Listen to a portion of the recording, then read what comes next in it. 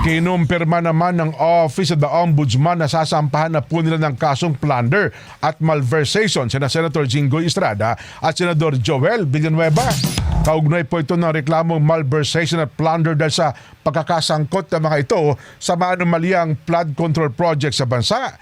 Hindi pa tinukoy ni Ombudsman Boying Rimulya ang mga co-accused ni Estrada, pero ang ilan raw riyan ay state witness na. Nais din niyang bisitahin ng Supreme Court ang mga ruling nito kaugnay sa plunder.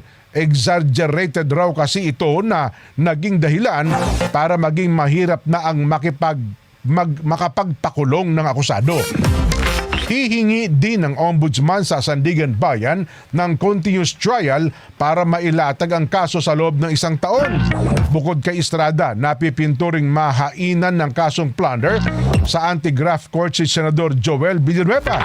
Wala pang tugon si Villanueva at Romualdez kaugnay sa mga inihahandang kaso ng Ombudsman. Pero una na po nilang itinanggi ang mga paratang sa kanila.